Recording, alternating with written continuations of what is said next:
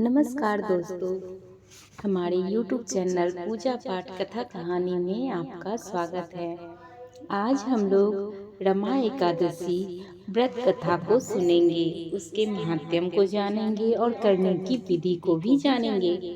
एकादशी क्या है, उनका क्या परिचय है, यह भी हम लोग इस कथा में जानेंगे। अगर आप हमारे कथा पर नए हैं तो हमारे चैनल को सब्सक्राइब कर ले। कथा पसंद आए तो लाइक करें, कमेंट में श्री हरि विष्णु का नाम जरूर लिखें। तो आइए शुरू करते हैं एकादशी। कार्तिक मास के कृष्ण पक्ष की एकादशी को रमा एकादशी कहते हैं। आइए पहले इनका परिचय जान लेते हैं। एक बार नैमिषारण्य में शौनक आदि 88,000 ऋषि एकत्रित हुए। उन्होंने समस्त पुराणों के व्याख्याकार ब्रह्मज्ञानी श्री सूत जी से प्रार्थना की, हे सूत जी, कृपया कर एकादशी की उत्पत्ति और महात्म्य सुनाने की कृपा करें। तब सूत जी बोले, हे महर्षि, ऋषि मुनियों एवं समस्त प्राणियों के लिए अनंत पुण्यदायी एकादशी की उत्पत्ति के संबंध में अपने 5वें अश्वमेध यज्ञ के समय धर्मराज युधिष्ठिर ने भी भगवान श्री कृष्ण से यही प्रश्न किया था। वह सारा वृत्तांत मैं आप सभी से कहता हूँ, ध्यान पूर्वक सुनो। एक वर्ष में 12 महीने होते हैं और एक महीने में 2 एकादशी होती है। सो एक वर्ष में 24 एकादशी हुई। जिस वर्ष में लौंद मास अधिक मास पड़ता है, उस वर्ष में 2 एकादशी और बढ़ जाती है। इस तरह कुल 26 एकादशी होती है, जिनके नाम निम्न प्रकार से हैं। पहली उत्पन्ना, दूसरी मोक्षदायिनी, तीसरी सफला, चौथी पुत्रदा एकादशी, 5वीं अष्टतिला एकादशी, 6ठी जया एकादशी, 7वीं विजया एकादशी, 8वीं अमलकली एकादशी, 9वीं पाप मोचनी एकादशी, 10वीं कामदा एकादशी, 11वीं वरुथिनी एकादशी, 12वीं मोहिनी एकादशी, 13वीं अपड़ा एकादशी, 14वीं निर्जला एकादशी, 15वीं योगिनी एकादशी, 16वीं देवशयनी एकादशी, 17वीं कामिका एकादशी, 8वीं पुत्रदा, 18वीं पुत्रदा एकादशी, 19वां अजा एकादशी, 20वां परिवर्तनी एकादशी, 21वां इंद्रा एकादशी, 22वां पापा कुंसा एकादशी, 23वां रमा एकादशी, 24वां देवोत्थनी एकादशी, जिन्हें प्रबोधिनी एकादशी भी कहते हैं। अधिक मास की 2 एकादशियों के नाम हैं पद्मिनी और रमा एकादशी। ये सब एकादशियां यथा नाम तथा फल देने वाली हैं। सभी के फल और करने की विधि अलग अलग होती हैं। आइए जानते हैं रमा एकादशी व्रत के महात्म्य को। हे ऋषि, जो पुण्य चंद्र और सूर्य ग्रहण में स्नान या दान से होता है, तथा जो पुण्य अन्न जल स्वर्ण भूमि गौ तथा कन्या दान तथा अश्वमेध यज्ञ करने से होता है, जो पुण्य तीर्थ यात्रा तथा कठिन तपस्या करने से होता है, उससे अधिक पुण्य एकादशी व्रत रखने से होता है। एकादशी व्रत रखने से शरीर स्वस्थ होता है, अंतर मन की मैल धुल जाती है, हृदय शुद्ध हो जाता है, श्रद्धा भक्ति उत्पन्न हो जाती है। प्रभु को प्रसन्न करने का मुख्य साधन एकादशी का व्रत है। एकादशी व्रत करने वाले के पितर कुयोनि को त्याग कर स्वर्ग में चले जाते हैं। एकादशी व्रत करने वाले के 10 पुरखे पितृ पक्ष के, 10 पुरखे मातृ पक्ष के और 10 पुरखे पत्नी पक्ष के वैकुंठ को प्राप्त होते हैं। धन्य धान पुत्र आदि और कीर्ति को बढ़ाने वाला यह एकादशी का व्रत है। एकादशी का जन्म भगवान के शरीर से हुआ है। यह प्रभु के समान पतित पावनी है। अतः हे एकादशी, आपको सत सत प्रणाम है। अब आइए जानते हैं एकादशी व्रत के करने की विधि को। रमा एकादशी को हम किस विधि से करते हैं वह हम इसमें सुनेंगे। दसवीं की रात्रि को पूर्ण ब्रह्मचर्य का पालन करें तथा भोग विलास से भी दूर रहें। प्रातः एकादशी को लकड़ी की दातुन तथा पेस्ट का उपयोग न करें। नींबू, जामुन या आम के पत्ते लेकर चबा लें तथा उंगलियों से कंठ शुद्धि कर लें। वृक्ष से पत्ता तोड़ना भी वर्जित है, अतः स्वयं गिरे हुए पत्ते का सेवन करें। यदि यह संभव न हो तो पानी से बाहर कुल्ले कर लें। फिर स्नान आदि कर मंदिर में जाकर गीता पाठ करें या पुरोहित आदि से श्रवण करें। प्रभु के सामने इस प्रकार प्रण करना चाहिए कि आज मैं चोरी, पाखंडी और दुराचारी मनुष्यों से बात नहीं करूंगा और न ही किसी का दिल दुखाऊंगा। गौ, ब्राह्मण आदि को फलाहार और अन्न आदि देकर प्रसन्न करूंगा। रात्रि को जागरण कर कीर्तन करूंगा। ओम नमो भगवते वासुदेवाय इस 12 अक्षर मंत्र अथवा गुरु मंत्र का जाप करूंगा। राम, कृष्ण, नारायण इत्यादि विष्णु सहस्त्र नाम को कंठ का भूषण बनाऊंगा। ऐसी प्रतिज्ञा करके श्री विष्णु भगवान का स्मरण कर प्रार्थना करें कि हे त्रिलोकपति, मेरी लाज आपके हाथ में है, अतः मुझे इस प्रण को पूरा करने की शक्ति प्रदान करें। मौन जप, शास्त्र पठन, कीर्तन, रात्रि जागरण एकादशी व्रत में विशेष फलदायी होता है। एकादशी के दिन अशुद्ध द्रव्य से बने पेय न पिएं। कोल्ड ड्रिंक, एसिड और डब्बा में बंद फलों के रस का सेवन न करें। 2 बार भोजन न करें। आइसक्रीम और तली हुई चीजें न खाएं। फल अथवा घर में निकाला हुआ फल का रस अथवा थोड़ा दूध या जल पर रहना विशेष फलदायी होता है। व्रत के दसवीं, एकादशी और द्वादशी इन तीनों दिनों में कांसे के बर्तन, मांस, प्याज, लहसुन, मसूर, उड़द, चने, कोदो एक प्रकार का धान है, कोदो, साग, शहद, तेल, अधिक जल का सेवन, इनका सेवन न करें। व्रत के पहले दिन दसवीं को और दूसरे दिन द्वादशी को हविष्य आदि जैसे कि जौ, गेहूं, मूंग, सेंधा नमक, काली मिर्च, सकरा और गौघृत आदि का 1 बार भोजन करें। फलाहारी को गोभी, गाजर, सलजम, पालक, कुल्फा का साग इत्यादि सेवन नहीं करना चाहिए। आम, अंगूर, केला, बादाम, पिस्ता इत्यादि अमृत फलों का ही सेवन करना चाहिए। इन नियमों से ही एकादशी का व्रत करना चाहिए। उस दिन जुआ, निद्रा, पान, पराई निंदा, चुगली, चोरी, हिंसा, मैथुन, क्रोध तथा झूठ, कपटादि अन्य कुकर्मों से नितांत ही दूर रहना चाहिए। बैल की पीठ की सवारी भी नहीं करनी चाहिए। भूल बस किसी की निंदा से बात हो जाए तो इस दोष को दूर करने के लिए भगवान श्री के दर्शन तथा धूप दीप से श्री हरि की पूजा कर क्षमा मांग लेनी चाहिए। एकादशी के दिन घर में झाड़ू नहीं लगाएं। इससे चींटियों तथा सूक्ष्म जीवों की मृत्यु का भय रहता है। इस दिन बाल नहीं कटाएं।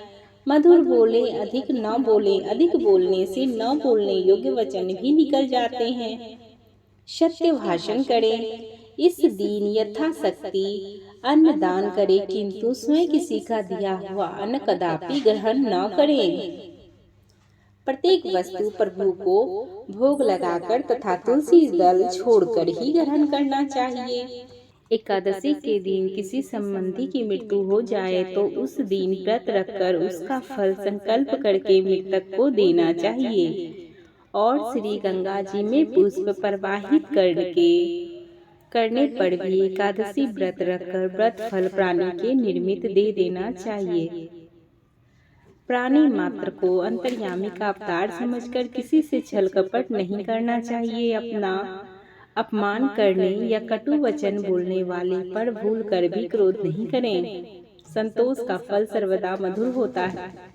मन में दया रखनी चाहिए। इस विधि से व्रत करने वाले उत्तम फल को प्राप्त करता है। द्वादशी के दिन ब्राह्मणों को मिष्ठान, दक्षिणादि से प्रसन्न कर उनकी परिक्रमा कर लेनी चाहिए। व्रत खोलने की विधि। द्वादशी को सेवा पूजा की जगह पर बैठकर भुने हुए 7 चनों के 14 टुकड़े करके अपने सिर के पीछे फेंकना चाहिए। मेरे 7 जन्मों के शारीरिक, वांछिक और मानसिक पाप नष्ट हुए, यह भावना करके 7 अंजलि जल पीना और चने के 7 दाने खाकर व्रत खोलना चाहिए। आइए अब हम लोग रमा एकादशी व्रत कथा को सुनते हैं। दृष्टि ने पूछा, जनार्दन, मुझ पर आपका स्नेह है, अतः कृपया करके बताइए कि कार्तिक के कृष्ण पक्ष में कौन सी एकादशी होती है। भगवान श्री कृष्ण बोले, राजन, कार्तिक के कृष्ण पक्ष में रमा नाम की विख्यात और परम कल्याणमयी एकादशी होती है। यह परम उत्तम है और बड़े बड़े पापों को हरने वाली है। पूर्व काल में मुचुकुंद नाम से विख्यात एक राजा हो चुके हैं, जो भगवान श्री विष्णु के भक्त और सत्य प्रतिज्ञ थे। अपने राज्य पर निष्कंटक शासन करने वाले उन राजा के यहाँ नदियों में श्रेष्ठ चंद्रभागा कन्या के रूप में उत्पन्न हुई। राजा ने चंद्रसेन कुमार शोभन के साथ उसका विवाह कर दिया। एक बार शोभन दशमी के दिन अपने ससुर के घर आए और उसी दिन समूचे नगर में पूर्ववर्तक ढिंढोरा पिटवाया गया कि एकादशी के दिन कोई भी भोजन न करे। उसे सुनकर शोभन ने अपनी प्यारी पत्नी चंद्रभागा से कहा, प्रिय, अब मुझे इस समय क्या करना चाहिए कि इसकी शिक्षा दो।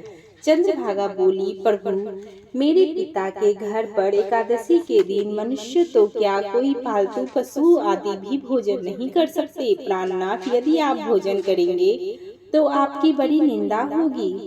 इस प्रकार मन में विचार करके अपने चित्त को दृढ़ कीजिए। शोभन ने कहा, प्रिय, तुम्हारा कहना सत्य है, मैं भी उपवास करूंगा। देव का जैसा विधान है वैसा ही होगा। भगवान श्री कृष्ण कहते हैं, इस प्रकार दृढ़ निश्चय करके शोभन ने व्रत के नियम का पालन किया, किंतु सूर्योदय होते होते उनका प्राण अंत हो गया। राजा मुचुकुंद ने शोभन का राजोचित दाह संस्कार कराया। चंद्रभागा भी पति का परलौकिक कर्म करके पिता के ही घर पर रहने लगी। निर्श्रेष्ठ उधर शोभन इस व्रत के प्रभाव से मंदाचल के शिखर पर बसे हुए परम रमणीय देवपुर को प्राप्त हुए। वहां शोभन द्वितीय कुबेर की भांति शोभा पाने लगे। इस बार राजा मुचुकुंद के नगरवासी विख्यात ब्राह्मण सौम्य शर्मा तीर्थ यात्रा के प्रसंग से घूमते हुए मंदाचल पर्वत पर गए। यहाँ जहाँ उन्हें शोभन दिखाई दिए, राजा के दामाद को पहचान कर वे उनके समीप गए। शोभन भी उस समय द्विज श्रेष्ठ सोमन शर्मा को आया हुआ देखकर शीघ्र ही आसन से उठ खड़े हुए और उन्हें प्रणाम किया। फिर क्रमशः उन अपने ससुर राजा मुचुकुंद, प्रिय पत्नी चंद्रभागा तथा समस्त नगर की कुशल क्षेम पूछा।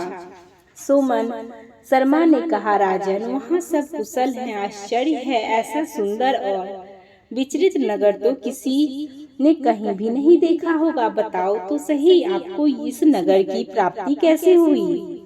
शोभन बोले, द्विजेंद्र, कार्तिक के कृष्ण पक्ष में जो रमा नाम की एकादशी होती है, उसी का व्रत करने से मुझे ऐसे नगर की प्राप्ति हुई है। ब्राह्मण, मैंने श्रद्धाहीन होकर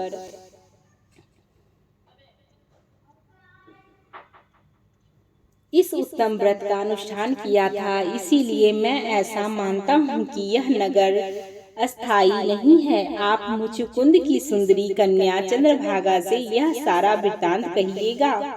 शोभन की बात सुनकर ब्राह्मण मुचुकुंदपुर में गए और वहां चंद्रभागा के सामने उन्होंने सारा वृत्तांत कह सुनाया। सौम्य शर्मा बोले, सुधे, मैंने तुम्हारे पति को प्रत्यक्ष देखा है। इंद्रपुरी के समान उनके दूधर्षी नगर का भी अवलोकन किया है, किंतु वह नगर अस्थिर है। तुम उसको स्थिर बनाओ। चंद्रभागा ने कहा, ब्रह्म ऋषि, मेरे मन में पति के दर्शन की लालसा लगी हुई है, आप मुझे वहां ले चलिए। मैं अपने व्रत के पुण्य से उस नगर को स्थिर बनाऊंगी। भगवान श्री कृष्ण कहते हैं, राजन, चंद्रभागा की बात सुनकर सोम शर्मा उसे साथ ले मंदाचल पर्वत के निकट वामदेव मुनि के आश्रम पर गए। वहां ऋषि के मंत्र की शक्ति तथा एकादशी सेवन के प्रभाव से चंद्रभागा शरीर दिव्य हो गया तथा उसने दिव्य गति प्राप्त कर ली। इसके बाद वह पति के समीप गई। अपनी प्रिय पत्नी को आया हुआ देखकर शोभन को बड़ी प्रसन्नता हुई। उन्होंने उसे बुलाकर अपने वाम भाग में सिंहासन पर बिठाया। तदंतर चंद्रभागा ने अपने प्रियतम से यह प्रिय वचन कहा, नाथ, मैं हित की बात कहती हूँ, सुनिए। जब मैं 8 वर्ष से अधिक उम्र की हो गई, तब से लेकर आज तक मेरे द्वारा किए हुए एकादशी व्रत से जो पुण्य संचित हुआ है, उसके प्रभाव से यह नगर कल्प के अंत तक स्थिर रहेगा तथा सब प्रकार के मनोवांछित वैभव से समृद्धशाली रहेगा। नृपश्रेष्ठ, इस प्रकार रमा व्रत के प्रभाव से चंद्रभागा दिव्य रूप तथा दिव्य आवरणों से सुशोभित हो अपने पति के साथ मंदाचल के शिखर पर विहार करती है। राजन, मैंने तुम्हारे समक्ष रमा नाम की एकादशी का वर्णन किया। यह चिंतामणि तथा कामधेनु के समान सब मनोरथों को पूर्ण करने वाली है। भगवान विष्णु बड़े दयालु और क्षमावान हैं। श्रद्धा पूर्वक या विवश होकर भी यदि कोई उनका पूजन या एकादशी व्रत करता है, वह उसे भी उत्तम फल प्रदान करते हैं। किंतु प्राणी को चाहिए कि वह भगवान की पूजा पूरी श्रद्धा से करे। शोभन अपनी पत्नी द्वारा श्रद्धा पूर्वक किए गए एकादशी व्रतों के कारण अपने राज्य को स्थिर कर सका। ऐसी सुकर्मा पत्नी भगवान श्री विष्णु की अनुकंपा से प्राप्त होती है। बोलिए श्री हरि विष्णु की जय। कथा पसंद आए तो एक लाइक अवश्य कर दें, कमेंट में प्रभु का नाम अवश्य लिख दें। धन्यवाद।